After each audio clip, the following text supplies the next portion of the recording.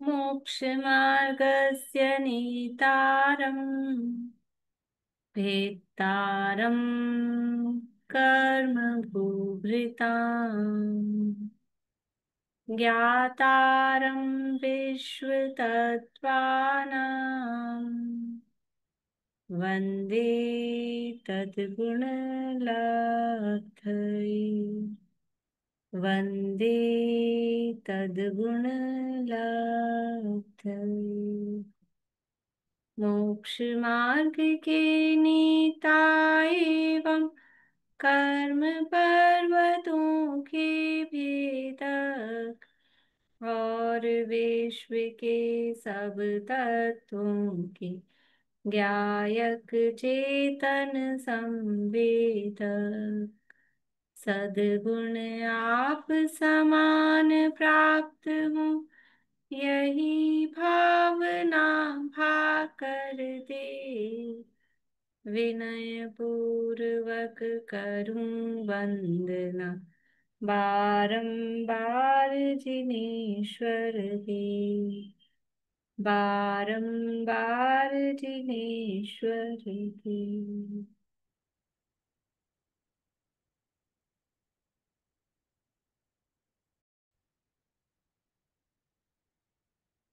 तत्वार सूत्र नामक ये महाशास्त्र है आचार्य उमा स्वामी देव द्वारा रचित। के अंतर्गत चौथा अध्याय अपना चल रहा है और इसमें जीव तत्व के वर्णन के अंतर्गत देवगति की चर्चा यहाँ की गई है। जीव संसार अवस्था में चार गतियों में पाए जाते हैं, तो उनमें से मध्य लोक में जीव रहते हैं, अधोलोक में जीव रहते हैं। तो उनमें से नारकियों की और मनुष्य और तिर्यंतियों की चर्चा तीसरे अध्याय में प्रमुख रूप से हो गई है। और अब जो देवगति की चर्चा है, क्योंकि वो देव हैं, वो अधोलोक में भी रहते हैं, मध्यलोक में भी रहते हैं और ऊर्ध्वलोक में भी रहते हैं, तो अलग से उनकी चर्चा यहाँ की जा रही है। अब वो देव हैं, वो चार निकाय वाले हैं। देवों के चार निकाय हैं, हर चार प्रकार के उनके समूह हैं। कौन कौन से चार निकाय हैं देवों के?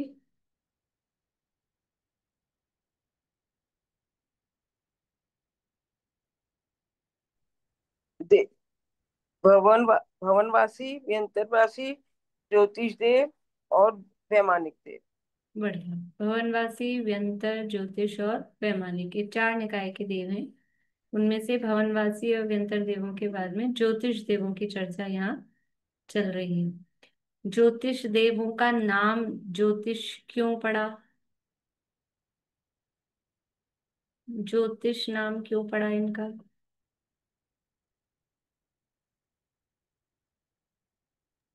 क्योंकि इनके विमान में प्रभा रहती है, ज्योति रहती है। हाँ, क्योंकि जो इनके विमान हैं वो प्रभा से, ज्योति से, कांति से, चमक से युक्त होते हैं। इसलिए इसमें रहने वाले जो देव हैं उनको भी ज्योतिषी देव कहते हैं। इनके ये जो विमान है, कल हमने देखा था ज्योतिष देव कितने प्रकार के होते हैं? 5 प्रकार के होते हैं। सूर्य, चंद्रमा, ग्रह, नक्षत्र और प्रकीर्णन तारे। बढ़िया। ये 5 प्रकार के ज्योतिष देव होते हैं। और इनमें से इंद्र कौन है? 5 प्रकार के ज्योतिष देवों में इंद्र कौन है और उसका परिवार क्या क्या है?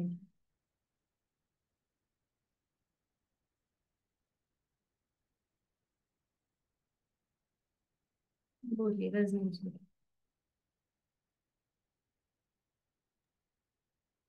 चंद्रमा इंद्र है हम्म। और उसके परिवार में चंद्रमा, सूर्य,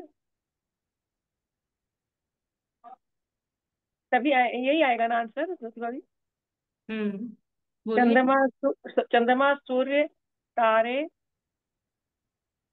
और क्या कहते हैं, ग्रह और नक्षत्र। ठीक है, बढ़िया। अब प्रश्न है, थोड़ा और क्लियर कर रही हूँ प्रश्न को। ये जो ज्योतिष देव में अब इंद्र जो है, चंद्रमा, तो उसके परिवार में कौन कौन है, कितने कितने हैं? एक जो चंद्रमा इंद्र है, उसके परिवार में ये कितने कितने हैं सब?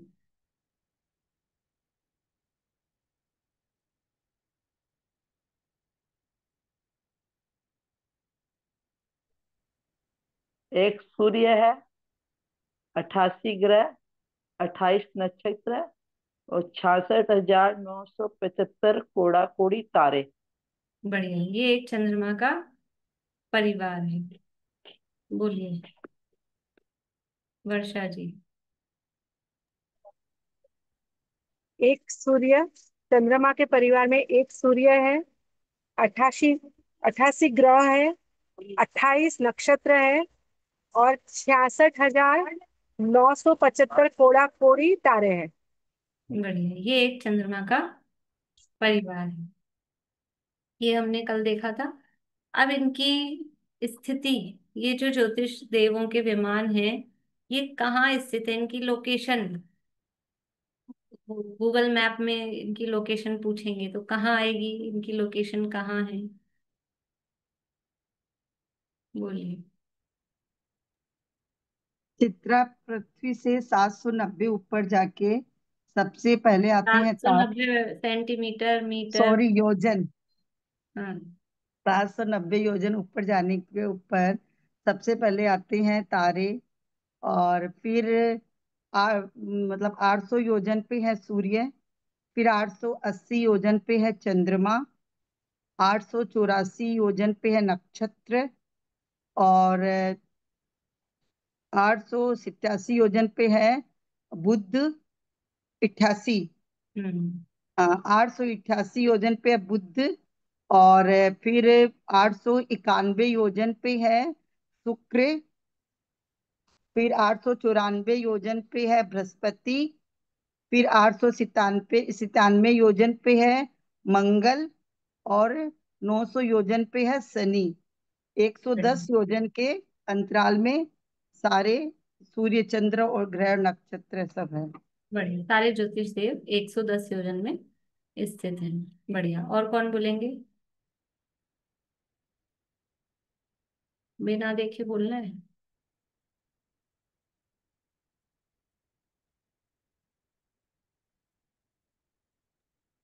चित्रा पृथ्वी से 790 योजन की ऊंचाई पर सबसे पहले तारे हैं। फिर उससे 10 योजन यानी कि 800 योजन की ऊंचाई पर सूर्य है। फिर 8 सूर्य से फिर 80 योजन 800 टोटल 880 योजन पर चंद्रमा है। फिर 884 योजन पर नक्षत्र है। फिर 888 योजन पर बुध ग्रह है। फिर 891 योजन पर शुक्र ग्रह है। और फिर 894 पर बृहस्पति ग्रह है। फिर 897 पर मंगल ग्रह है और फिर 900 योजन की ऊंचाई पर शनि ग्रह है। बढ़िया, इस तरह से ये इन जो ज्योतिष विमान है उनकी स्थितियां बताई हैं। अब ये जो ज्योतिष विमान है ये है कैसे, अपने को कैसे दिखते हैं। सूर्य अपने को ऐसे दिखता है गोला जैसा, चंद्रमा ऐसा दिखता है गोला जैसा। तो इनकी जो आकार है, इनका जो शेप है, वो हाफ बॉल जैसा, आधे गोले के समान इनका शेप है। जैसे किसी कोई बॉल है ऐसा, मतलब नींबू अपन यूज लेते हैं उसको हाफ करते हैं, तो उसको जब हाफ करते हैं तो कैसा होता है उसका, कि वो उसको ऐसा खड़ा, ऐसा देखो ना खड़ा, आधा के जैसे ये बॉल है, इसको ये आधा कर दिया, तो आधा करने के बाद में ये नीचे का हिस्सा ऐसा दिखता है, और ऊपर अब ये अपने पास तो ये बोर्ड है ना इसलिए ऐसा दिख रहा है, ये यहाँ से यूं दिख रहा है, लेकिन एक्चुअल में उसमें ऊपर पूरी फ्लैट सरफेस हो जाती है। नींबू को हमने हाफ किया तो नीचे से तो ऐसा दिखेगा, उसको यूं रख के देखेंगे नींबू को हाफ कर दिया, पर ऊपर वो गोला पूरा है ना जहां से रस निकलता है, वो पूरा गोल हिस्सा है, फ्लैट है वो सरफेस। ऐसे ही ये ज्योतिष विमानों का आकार है। ख्याल नहीं आ रहा हो तो नींबू को करके देख लेना, घरों में नींबू तो होंगे, उसको हाफ हम करते हैं आधा, तो ऊपर से वो फ्लैट है पूरा, और नीचे से उसकी शेप फिर ऐसी गोलाकार आधे गोले जैसी दिखाई देती है। तो ऐसे ये अर्ध गोलाकार इनके विमानों का आकार है। और यहाँ नीचे की तरफ ये ऐसा मोटा होता जाता है, ऊपर की तरफ ये घटता जाता है। अब ये जो यहाँ है, यहाँ पर इनमें एक किरणें निकलती हैं, वो प्रभा निकलती है, इसलिए फिर इनका नाम ज्योतिषी, ये जैसे इस तरह का है ये, तो ये ऐसे ये दिखाई देते हैं और यहाँ इनकी प्रभा निकलती है। ये देव इसके सरफेस पे ही रहते हैं या ये बीच में जगह इसमें भी रहते नहीं हैं? नहीं, बीच में जगह नहीं, यहाँ जो ये जो सरफेस आएगी ना, ये ऊपर, हाँ। यहाँ, यहाँ पर वो उनके विमान वगैरह। और इस गोले में? ये गोला तो नीचे से ऐसे आकार है, वो जो विमान है ना, उस विमान का आकार ऐसा है, वो तो पृथ्वी का एक है, ये जो गोला सा दिख रहा है ये तो पृथ्वी का एक उस विमान का आकार है। और ऊपर जो फ्लैट सरफेस है, वहां पर वो उनके महल वगैरह, थोड़ी सी रचना भी अपन पढ़ लेंगे, वही वैसी ही है सेम लगभग, जैसी अपन ने भवनवासी और ज्योतिष व्यंतर देवों के संदर्भ में देखे थे, उसी तरह से उनके यहाँ विमान में बाउंड्री वॉल होगी, फिर बीच में वो एक प्रासाद होगा, फिर उसके बीच में एक पर्वत होगा, कूट जिसे वर्ड दिया है, फिर उसके ऊपर अकृत्रिम जिनालय है, फिर उसके चारों तरफ उस इंद्र के भवन वगैरह, महल वगैरह, अन्य लोगों के रहने के स्थान, थोड़ी गाथाएं अभी पढ़ के दिखा दूंगी। उसी तरह के यहाँ पर सारे वो विमान पाए जाते हैं।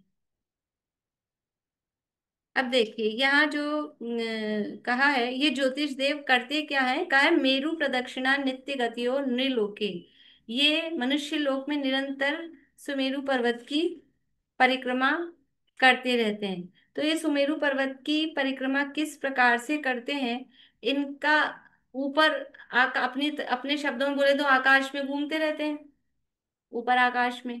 तो आकाश में कैसे घूमते हैं, कोई भी कहीं भी मन चाहे जहीं ऐसे घूमने लग जाए, तो ऐसा नहीं होता।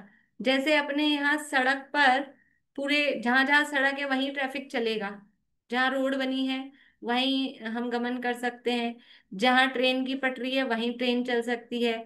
तो आकाश में हवाई जहाज चलते हैं, आकाश में तो कोई सड़क है नहीं, तो कहीं भी कोई भी प्लेन चला जाता होगा कि नहीं, उनके भी हवाई मार्ग, हवाई रास्ते, उनके भी, यानी एयर रोड्स क्या कहें, मतलब वो उनके पथ होते हैं, वो सब इंस्ट्रक्शंस उनको पायलट्स को होते हैं कि कहाँ से कैसे जा सकते हैं।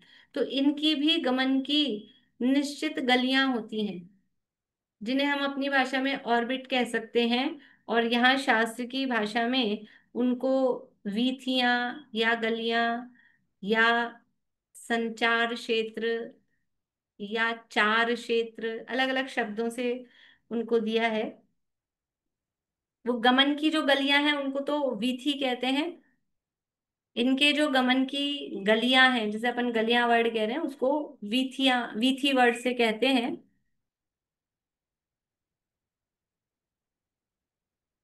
और जो इनके गमन का एरिया है, टोटल जो एरिया आएगा, उसको चार क्षेत्र या संचार से, संचार समझ में आता है, संचरण करना, संचार, तो संचार क्षेत्र अथवा संचार का शॉर्ट करके चार क्षेत्र, ऐसा भी उसको कहते हैं। इनके गमन का चार क्षेत्र अथवा संचार क्षेत्र।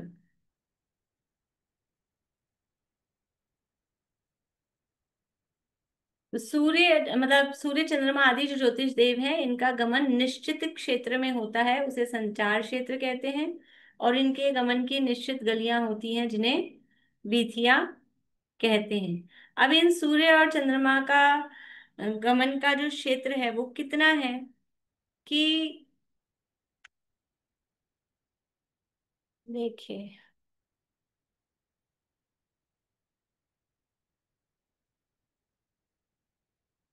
ये है अपना जम्बूद्वीप, और ये है बीच में सुमेरु पर्वत, और ये लवण समुद्र। तो ये अभी ये सुमेरु पर्वत ऐसा है, और इस सुमेरु पर्वत के, ये मतलब इसको ऐसे समझेंगे, तो ये ऐसे सुमेरु पर्वत है यहाँ पर, और ये ज्योतिष देव कहाँ घूमते हैं, तो ये मेरु प्रदक्षिणा, ये जो सुमेरु पर्वत है,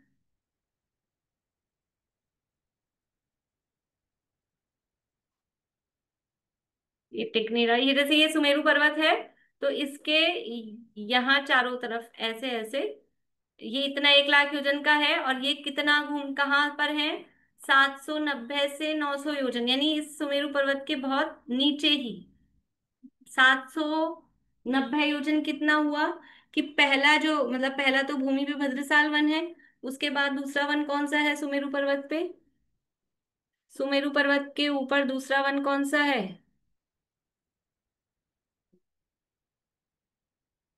अरे सोचना पड़ रहा है आप लोगों को।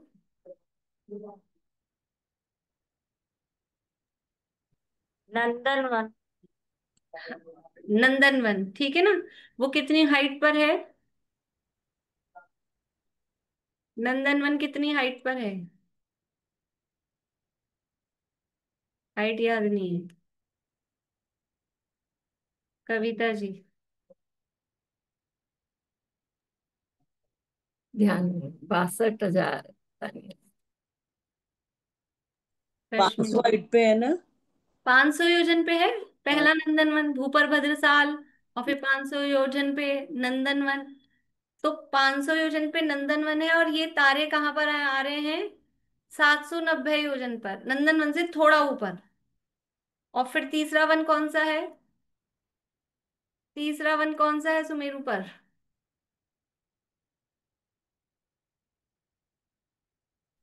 सोमनस वन। सोमनस वन कितनी हाइट पर है? ये 6200। 62,500। 62,500। 62,500 योजन की हाइट पर है। 62,500 नंदनवन से। ठीक है। तो वो तो 62,500 योजन टोटल मिलाएंगे 63,000 योजन पर है। और ये कहाँ है? केवल 790 से 900, इतना सा। यानी सोमनस वन से तो बहुत नीचे। तो इतना बड़ा, ये समझ लो, ये सुमेरु पर्वत है ना ऐसे। तो ये 1 लाख योजन का है, तो आप ये समझ लो जितना जितना ये ब्लैक है ना, बस यहाँ यहीं घूम रहे हैं, इतना ही नीचे। तो ऐसी उपमा भी दी जाती है शास्त्रों में कि सुमेरु पर्वत हाथी, ये हाथी के समान इसकी उपमा दी जाती है, क्योंकि वो गजदंत कहे जाते हैं ना, 4 पर्वत, 4 गजदंत हैं। तो उनको भी गजदंत इसीलिए कहते हैं कि ये हाथी है, और उसके दांत के जैसे वो पर्वत निकले हुए हैं। तो सुमेरु पर्वत रूपी हाथी के पांव में घुंघरू के समान ये घूम रहे हैं, जैसे घुंघरू बंधे होते हैं ना पैर में।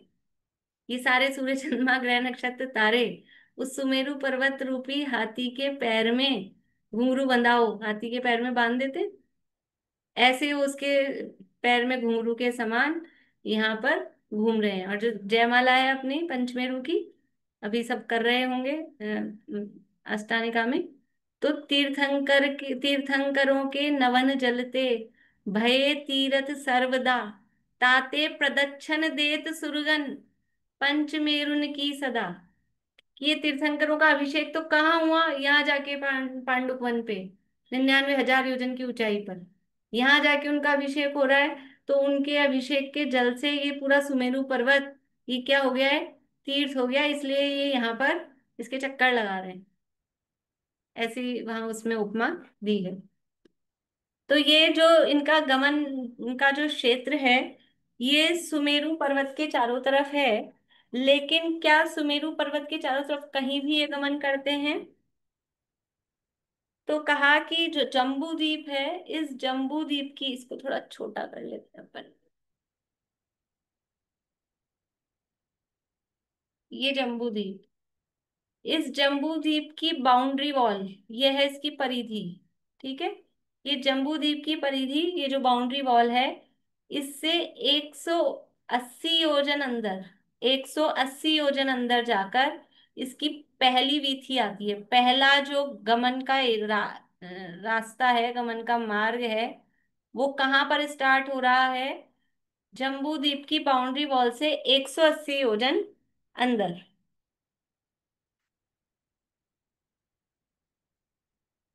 यानी ऐसा नहीं कि यहाँ सुमेरु पर्वत से चिपक के ये यहाँ घूम रहे हैं, सुमेरु पर्वत से काफी दूर हैं।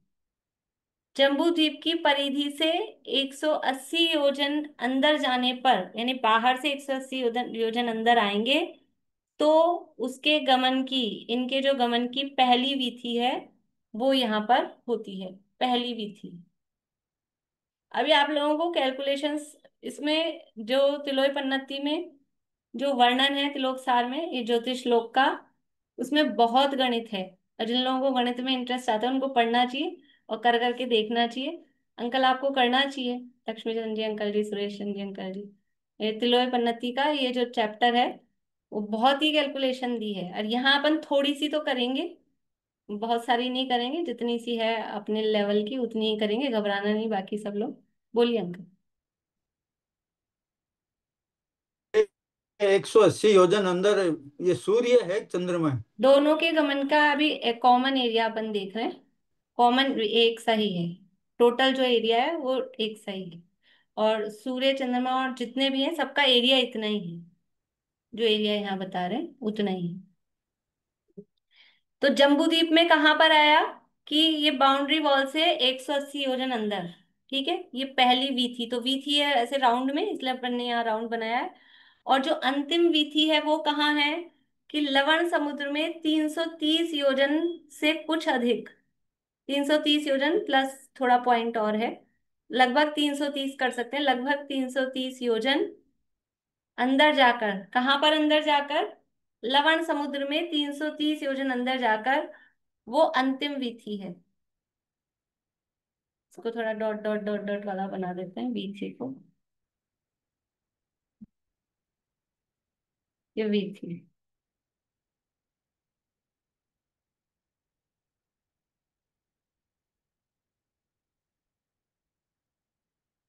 ठीक है, यानी कि टोटल एरिया कितना है, ये सूर्य चंद्रमा आदि का टोटल एरिया कितने एरिया में घूमते हैं, तो 180 योजन तो जम्बूद्वीप में और 330 योजन लवण समुद्र में, कितना हुआ टोटल, कितना हो गया, 510 510 योजन, इतना योजन। योजन ही इनका संचार क्षेत्र है। ठीक है, जो चार क्षेत्र या संचार क्षेत्र हम कह रहे हैं, तो कितना है कि टोटल एरिया कुछ अधिक 510 योजन, ये क्योंकि कुछ अधिक है ना, 330 प्लस है थोड़ा, कुछ अधिक 510 योजन इनका संचार क्षेत्र है। तो ये लवण समुद्र में भी घूमते हैं जाके, जम्बू द्वीप का सूरज चांद, और जाके कहाँ घूम रहे हैं, लवण समुद्र में पानी में डूब जाते हैं, कि लवण समुद्र में नहीं घूमते हैं, घूमेंगे तो कहाँ, जो लोकेशन बताई है, देखिए ये बात ध्यान रखना, अब अपन बात दूसरी तरह से कर रहे हैं, लेकिन लोकेशन ध्यान रखना। लोकेशन कहाँ है कि तारों की 790 योजन पर, फिर सूर्य की 800 योजन पर, फिर चंद्रमा 880, फिर 888, 884, 888, जिसकी जो हाइट है उतनी हाइट पर, लेकिन ये जम्बू द्वीप के ऊपर, वो लवण समुद्र के ऊपर, ऊपर जाकर, तो उसको कह रहे हैं जम्बू द्वीप में घूम रहे हैं, ओ सॉरी लवण समुद्र में घूम रहे हैं, लवण समुद्र में नहीं जा रहे हैं अंदर, लेकिन लवण समुद्र नीचे उसके लवण समुद्र पड़ रहा है, तो ऐसा कहने में आ रहा है, यानी जम्बू द्वीप के जो सूर्य चंद्रमा है वो 180 योजन तो जम्बू द्वीप में उनकी गलियां हैं, और बाकी जो गलियां हैं वो लवण समुद्र में पड़ती हैं। जम्बू द्वीप में कितने सूर्य कितने चंद्रमा हैं, इतना बड़ा जम्बू द्वीप है, एक सूर्य से पार नहीं पड़ती है, एक चंद्रमा से पार नहीं पड़ती है, तो जम्बू द्वीप में दो चंद्रमा हैं,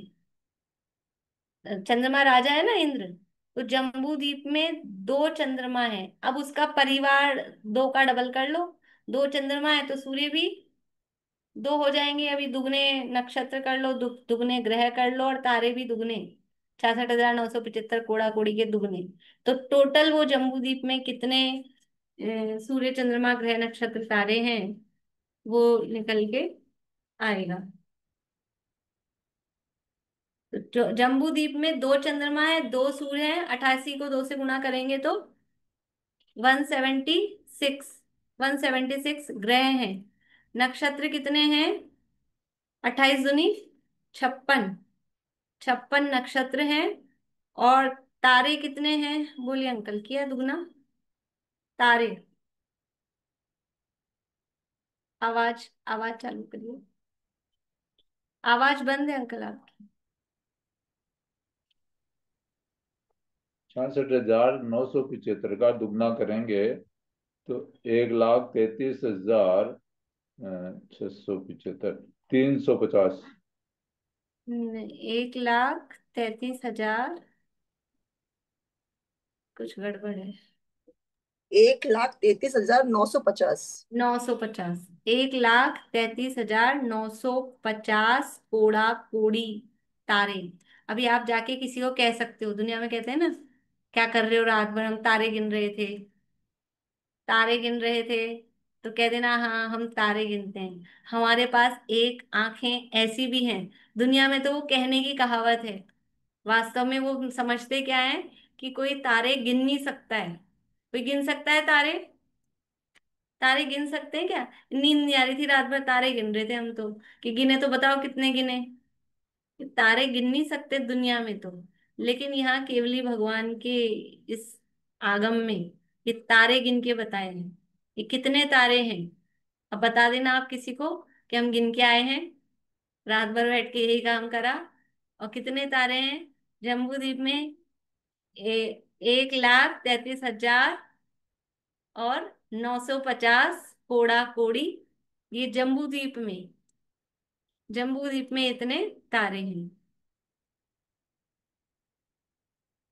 तारों की भी वीथियां बनी हुई होती है। हाँ, वीथियां सबकी है, बिना वीथी के गमन मतलब होता नहीं है, जितने लेकिन जो तारे हैं अपने को डिटेल मिलती है वो सूर्य की और चंद्रमा की। बाकी सब की वीथियां हैं, लेकिन तारों की इतनी वीथियां, इतने तारे तो प्रत्येक जगह फैले हुए हैं, जगह जगह नहीं। पहले वे हैं, लेकिन गमन तो वो भी करते हैं ना, तो सबका अपना अपना वे है, उसी में वो गमन करते हैं। ये जो डबल अपने किए वो लवण समुद्र और जम्बूद्वीप का मिला के है ना? नहीं नहीं, ये केवल जम्बू द्वीप के हैं। वो जम्बू द्वीप वाला सूर्य का जो एरिया है, गमन का एरिया, वो लवण समुद्र के ऊपर भी पड़ रहा है। लेकिन सूर्य है उसका मतलब मालिक तो ऐसा कुछ नहीं, लेकिन अपने बोलने की भाषा में उसका मालिक जम्बू द्वीप है। वो जो सूर्य है, भले ही वो वहां जाके घूम रहा है, क्योंकि यहाँ जगह नहीं मिल रही उसको उतनी, लेकिन है वो जम्बू द्वीप का सूर्य। लवण समुद्र का नहीं कहेंगे, लवण समुद्र के अलग हैं। ये भी साथ में कर लिख लीजिए। देखिए, जम्बू द्वीप में 2 चंद्रमा हैं, तो 2 चंद्रमा हैं और 2 ही सूर्य हैं, बाकी आगे डबल डबल अपन ने कर लिए। फिर लवण समुद्र में कितने हैं? लवण समुद्र में 4 चंद्रमा हैं। लवण समुद्र में 4 चंद्रमा हैं। धातकी खंड में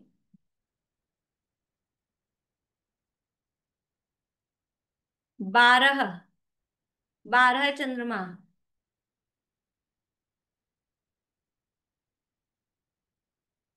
फिर कालोदधी समुद्र में 42, 42। जम्बूद्वीप में 2, लवण समुद्र में 4, धातकी खंड में 12, कालोदधी में 42, और जो आधा पुष्कर द्वीप है उसमें 72, 72, 72 चंद्रमा।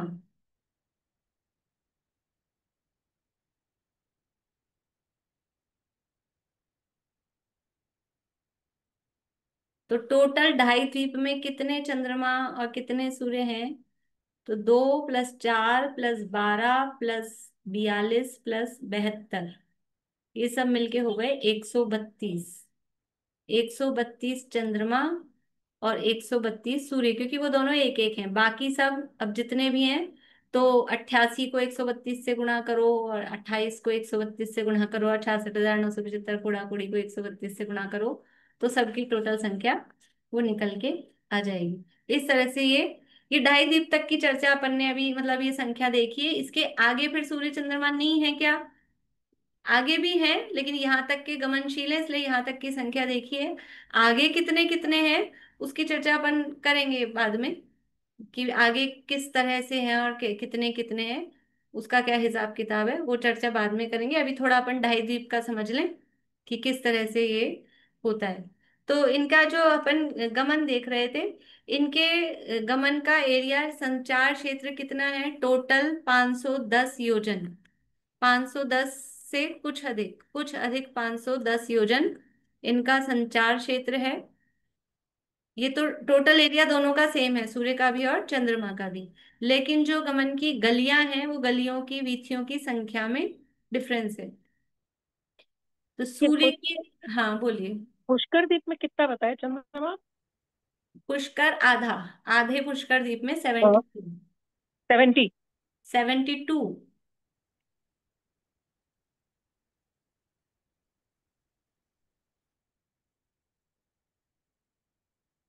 सूर्य के गमन की जो गलियां हैं वो है 184।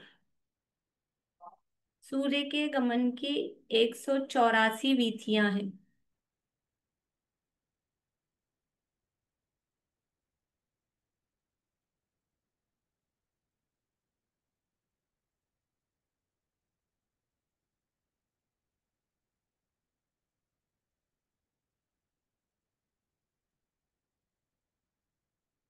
और चंद्रमा के गमन की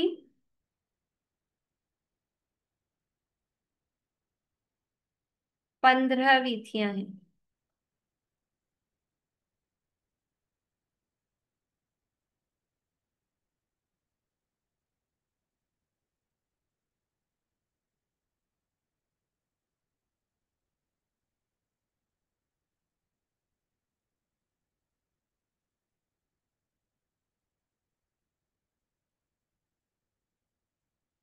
मैं एक चित्र था आपको दिखाना चाह रही थी, 1 मिनट रुकिए मेरे।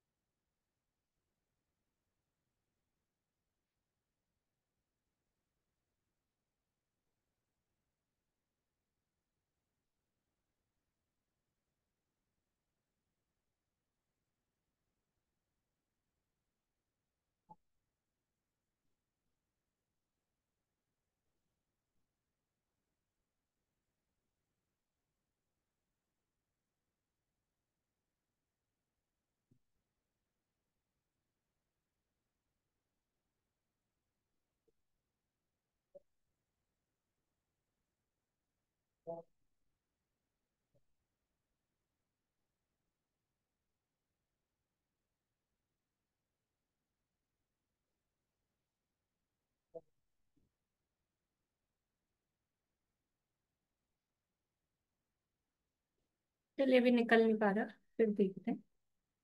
तब ये अपन पहले सूर्य की चर्चा कर रहे हैं, चंद्रमा की बाद में करेंगे।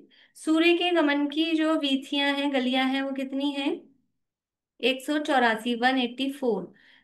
तो सबसे पहले वीथी है, सबसे लास्ट में वीथी है। मतलब ऐसा नहीं है कि अ,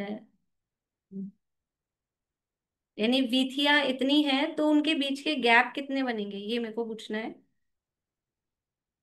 जैसे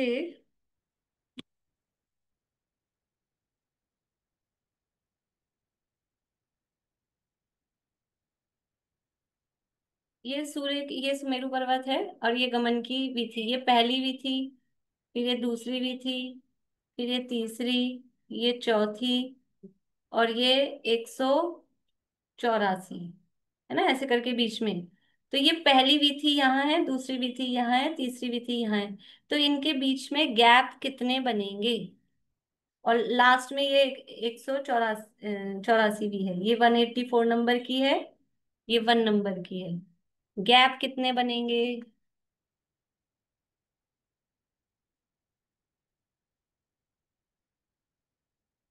ये गैप समझ में आ रहा है? जैसे ये पहली भी थी ना, ये पहली भी थी, तो ये एक गैप हुआ, फिर ये दूसरा गैप हुआ, फिर तीसरा, फिर चौथा। तो ऐसे गैप कितने होंगे, अंतराल कितने होंगे?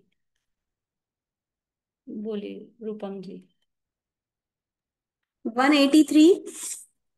183। किस किस का जवाब यही है? ये तो जिनका जवाब यही है हाथ खड़ा कर दें तो मैं समझ जाऊंगी।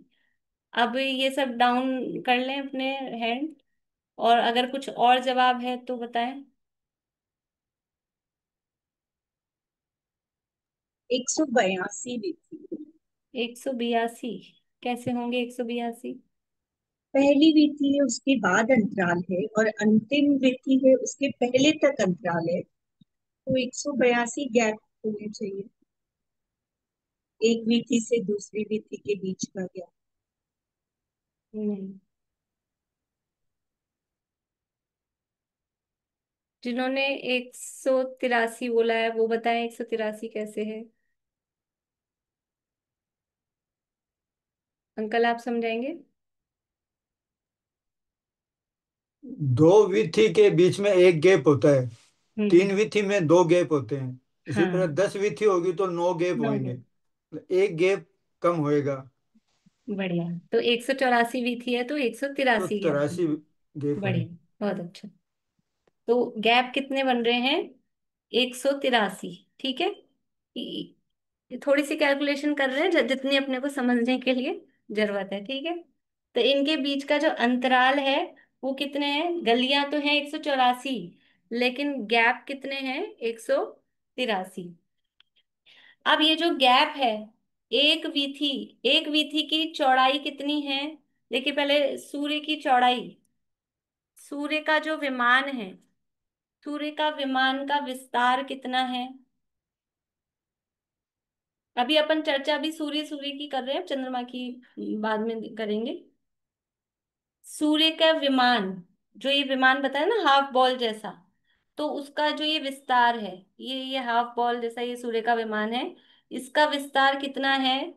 एक योजन के 56 भागों में, 61 भागों में से 48 भाग, यानी 48/61 योजन, ये सूर्य का विमान का ये विस्तार है। 48/61 48/61, यानी एक योजन माना जा रहा है, 61 है एक योजन, तो उसमें पूरा एक योजन नहीं है, उसमें से 48 पार्ट्स हैं। जैसे ऐसे बोलते हैं ना 3/7, इसका क्या मतलब है कि 7 हिस्से हैं किसी चीज के, उसमें से 3 हिस्से। ऐसे ही एक योजन के 61 हिस्से करो तो उसमें से 48 हिस्से, पूरा एक योजन नहीं है। ये सूर्य के विमान का विस्तार है, 48/61 योजन। विस्तार चंद्रमा का भी लिख लीजिए। चंद्रमा के विमान का विस्तार कितना है? चंद्रमा के विमान का विस्तार है 56/61 योजन। कौन बड़ा है?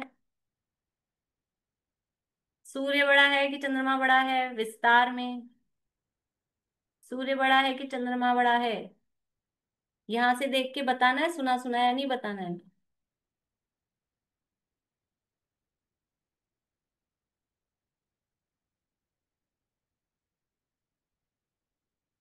बहुत लोग 2 उंगली दिखा रहे हैं, बहुत लोग 1 उंगली दिखा रहे हैं, और बहुत लोग सोच रहे हैं क्या करें, समझ ही नहीं आ रहा। देखो समझने के लिए मैं आपको बताती हूँ, जिनको समझ नहीं आ रहा कि कौन बड़ा है कैसे समझ को करें, तो आपको मैंने इसलिए सरल भाषा में बताया कि अपने पास एक चीज थी, एक चीज के हमने 61 हिस्से किए। समझ लो 61 पेन है, तो एक व्यक्ति को तो मिले हैं 61 में से 48 ही, और एक को मिले हैं 61 में से 56। किसको ज्यादा मिले हैं? 56 को ज्यादा मिले हैं ना, तो कौन बड़ा है? चंद्रमा। चंद्रमा का विमान बड़ा है, साइज में बड़ा है, और पद में भी। ये इंद्र है, ये प्रति इंद्र है, ऐसा भी कह सकते हैं ये इंद्र है इसलिए बड़ा है, अथवा बड़ा है इसलिए इंद्र है, कुछ भी कहो। तो दुनिया में क्या चलता है? दुनिया की साइंस में सूर्य को बड़ा और सूर्य को ऊपर और चंद्रमा को छोटा और चंद्रमा को नीचे लोकेशन में, ऐसा प्रतिपादित किया जाता है, वहां ऐसा बताया जाता है। लेकिन अभी हमने देखा लोकेशन में ऊपर कौन है? सूर्य पहले 800 योजन पर है, उसके बाद चंद्रमा है 880 योजन पर, और वो कहाँ पहुंच गए हैं?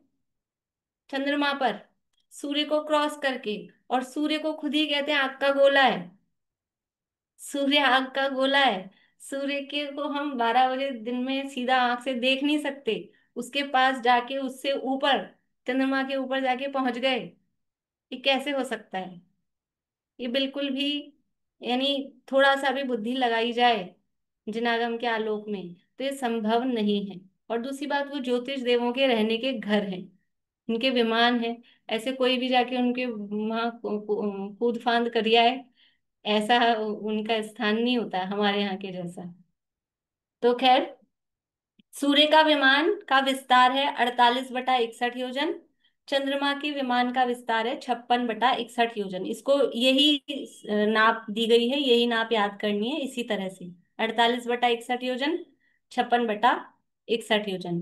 तो सूर्य की जो एक गली है, एक गली है, कुछ बोल रहे हैं अंकल आप?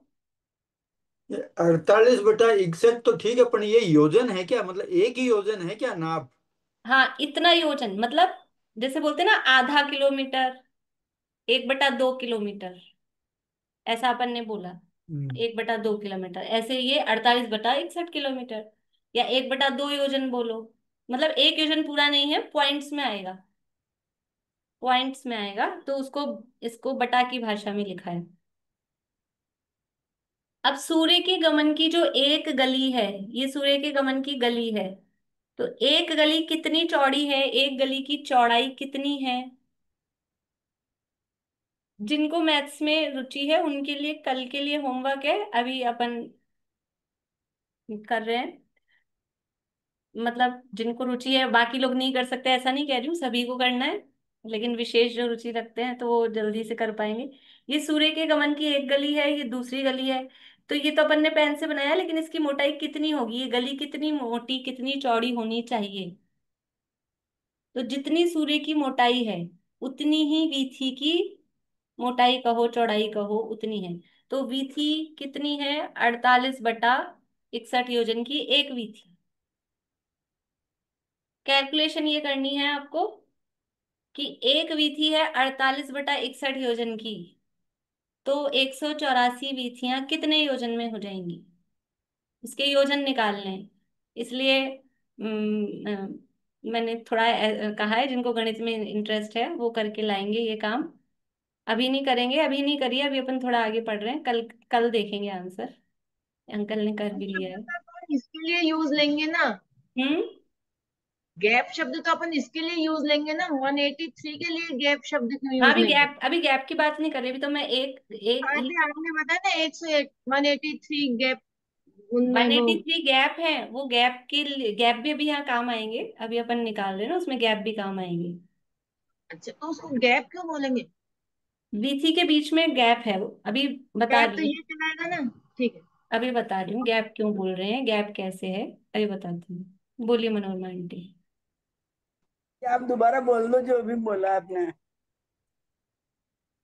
बोलती हूँ। सूर्य की एक वीथी की चौड़ाई 48/61 योजन है। हर वीथी 48/61 योजन चौड़ी है। ठीक है, 48/61 योजन हर वीथी चौड़ी है, और टोटल वीथियां कितनी है? 184। तो टोटल एरिया कितना कवर कर रही है वीथियां? वीथियां टोटल कितना एरिया कवर कर रही है, ये करना है आपको। 48/61 योजन की एक वीथी है 48/61 योजन की, इसलिए 184 वीथियां कितनी होगी? 48/61 गुना 184। ऐसे ही करते हैं ना गणित में, यही करना है। ये अंकल ने कर लिया है कैलकुलेट, पूछ लेते हैं। बोलिए। 184 वीथियों में लगभग 144.624 आता है। 144.62 लिख लेते हैं अभी अपन। सिक्स टू अपने पास फोर आंसर है, लेकिन अपन उसको निकाल रहे हैं कैलकुलेट करके। आंसर अब क्या निकाल रहे हैं अपन? टोटल संचार क्षेत्र कितना आ रहा है, ठीक है ना वो। अब ये 510 में माइनस करने के बाद में जो गैप आएगा उसको 183 में भाग दे देंगे, तो बीच में जो बहुत बढ़िया। वीथियों की गैप है वो आ जाएगा। हाँ, अपने को निकालना क्या है? जो 184 गलियां हैं, 184 गलियों के बीच में गैप है, तो गैप कितना कितना एरिया का है वो अपने को निकालना है। कठिन तो नहीं लग रहा आप लोगों को? कुछ बड़े लोगों को लग रहा होगा क्या चल रहा है, लेकिन कुछ लोगों को इंटरेस्ट, कुछ इस टाइप के भी लोग होते हैं, तो सबको सब तरह का। अब ये विषय ही ऐसा है। देखो, 184 गलियां हैं, उनके बीच में गैप है, तो 184 गलियों का तो गमन का एरिया कितना निकला? ये 144, अभी अपन राउंड फिगर में ऐसा बोल लेते हैं। और टोटल एरिया कितना बताया संचार पाँच क्षेत्र? सौ दस 510। 510 योजन बताया ना टोटल। तो अब ये 510 में से 144 को माइनस करो।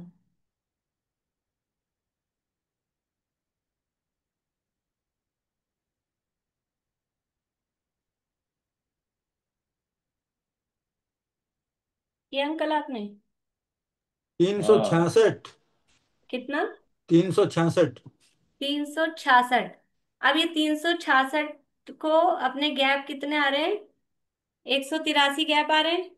हम्म 183 से भाग दो, कितना आएगा? दो 2। दो। तो 2 योजन, ये सब योजन में था, ये सब योजन में चल रहा है। तो एक एक जो गैप है, अंतराल शब्द यहाँ दिया ग्रंथ में, एक एक अंतराल 2-2 योजन का है। मैं सीधा सीधा ही बता देती, बता ही सकती थी, लेकिन अभी खुद निकाला है तो अपने को समझ में आता है कि ये कैसे बना है। तो थोड़ा सा जो लोग दिमाग चला सकते हैं वो चलाएं, और जिनका नहीं दिमाग चल रहा वो सीधा सीधा समझ लें, 2 योजन का गैप है।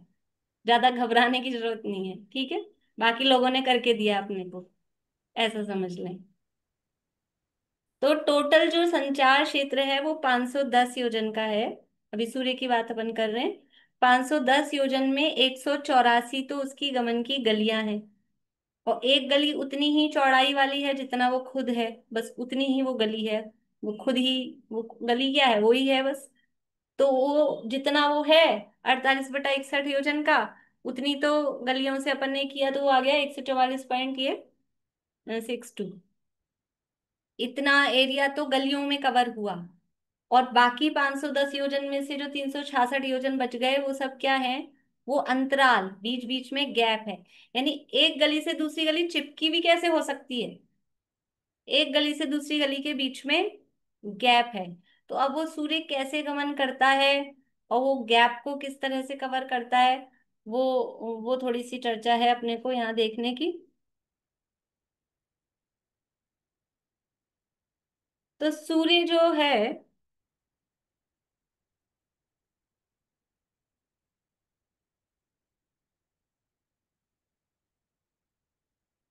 ये सूर्य की गमन की विधियां हैं।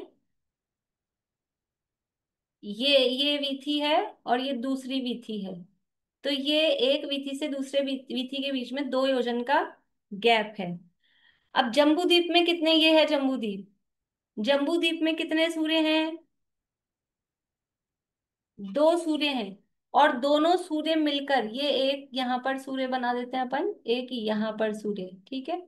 दोनों सूर्य हमेशा आमने सामने रहते हैं। कोई दोनों सूर्य कभी टकरा नहीं सकते। जम्बूद्वीप के जो 2 सूर्य हैं वो कभी आपस में टकरा नहीं सकते, दोनों एकदम अपोजिट, आमने सामने, ये इस दिशा में तो ये इस दिशा में, ऐसे आमने सामने रहते हैं। और एक सूर्य एक दिन में जम्बूद्वीप का आधा चक्कर लगाता है, और दूसरा सूर्य बाकी का आधा चक्कर लगाता है। दोनों सूर्य मिलके एक पूरा चक्कर एक दिन में लगाते हैं। एक सूर्य जम्बूद्वीप का आधा ही चक्कर लगा पाता है। एक सूर्य एक दिन में जम्बूद्वीप के चक्कर लगाते हैं तो अपन ने देख लिया, ये मतलब मेरु प्रदक्षिणा देते हैं, तो मेरु प्रदक्षिणा मतलब वो जम्बूद्वीप का। तो जम्बूद्वीप का चक्कर लगाता है, तो एक सूर्य एक दिन में आधा ही चक्कर लगाता है। तो ये है ईशान दिशा। 4 दिशाएं पता है आपको? 4 विदिशाएं।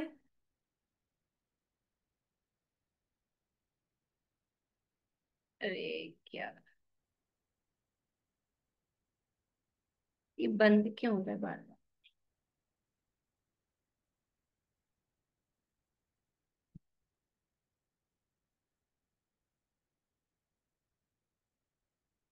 दिशा विदिशा ख्याल है?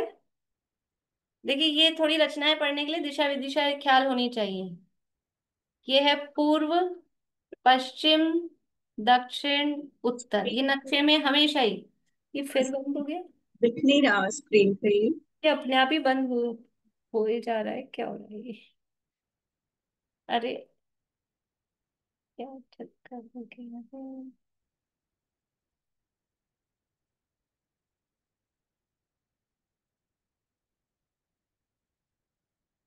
नक्शे में हमेशा राइट साइड में पूर्व, लेफ्ट साइड में पश्चिम, नीचे की तरफ दक्षिण, ऊपर की तरफ उत्तर। ये फिर बंद हो गया। ये बोल रहा है बंद कर दो, टाइम हो गया आपका। बस इतना सा करते हैं, फिर समय हो गया है। और जो इन दिशाओं के बीच वाली दिशाएं होती हैं, इनको विदिशाएं बोलते हैं, कोने वाली जो होती हैं, आग्नेय, ईशान, नैऋत्य और वायव्य।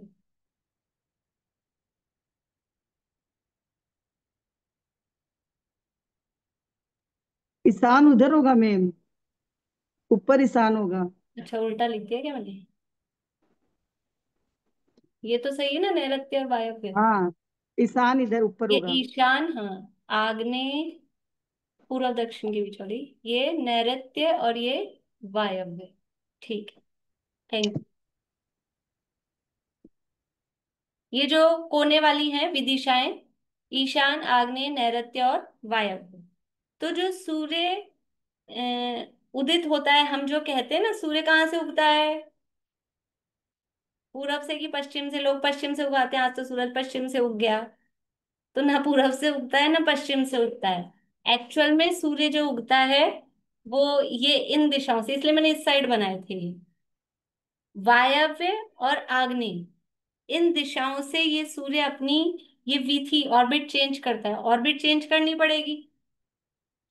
ये ये यहाँ अब अपन मान रहे हैं, मतलब ये पहली विधि में है और ये सूर्य यहाँ है, इसने ये गमन किया। ये सूर्य है, ये गमन करता हुआ यहाँ आया। अब इसको ऑर्बिट चेंज करनी है। यहाँ तक इसका दिन पूरा हो गया, तो अगली विधि में ये ऐसे ऐसे गमन तो करता रहेगा, घूमता घूमता घूमता घूमता। ये 2 योजन पार करने हैं। तो ये 2 योजन ऐसे पार करेगा, तो ये इस तरह से, मतलब ये वायव्य दिशा से अथवा ये ईशान दिशा से ये अगली ऑर्बिट में पहुंचेगा। तो वास्तव में आप देखेंगे ना, तो वो अपने को विदिशा में से ही उगता हुआ दिखेगा सूर्य। बिल्कुल एग्जैक्टली सेंटर में पूर्व दिशा में नहीं उगता है। आप ध्यान से देखेंगे। और जब अस्त भी होता है तो कहीं कॉर्नर, मतलब जो कोने वाली विदिशा है, वहीं अस्त होता हुआ दिखेगा। तो इस तरह से ये अभी अधूरा है, इसको अपन कल कंटिन्यू करेंगे, है ना। अभी ये क्योंकि भी पूरा करने में टाइम लग जाएगा ज्यादा। तो ये यहाँ तक का अभी आप समझिए, यहीं से कल अपन चालू करेंगे। इतना ध्यान रखिए। ये फिर बंद हो गया।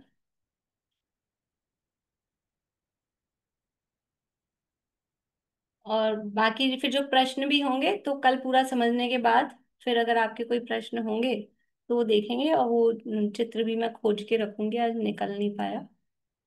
तो इस तरह से ये, और आप लोगों को ये जितना भी अपन प्रकरण पढ़ रहे हैं ज्योतिष लोक का विशेष रूप से, तो इस प्रकरण को पढ़ के हमें क्या लाभ हुआ, ये हमारे आत्महित के लिए किस प्रकार से साधक है, ये इस उद्देश्य से आपको पढ़नाया भी बता दिया।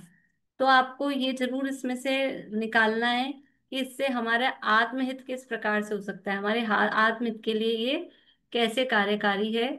इस प्रकरण को पढ़ के हमें क्या लाभ हुआ, वो भी चर्चा अपन बाद में लास्ट में करेंगे। अभी यही पूरा करते हैं, ये बार बार में बंद भी हो रहा है। जिनवाणी स्तुति।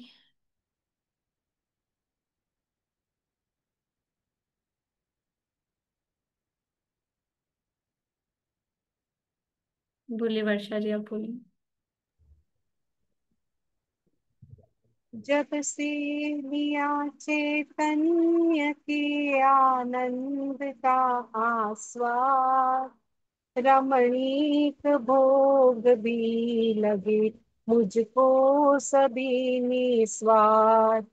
ध्रुव धाम की ओर दौड़े परिणति मेरी, निर्ग्रंथता की भावना अब हो सफल मेरी। बीते अहो आराधना में हर घड़ी मेरी।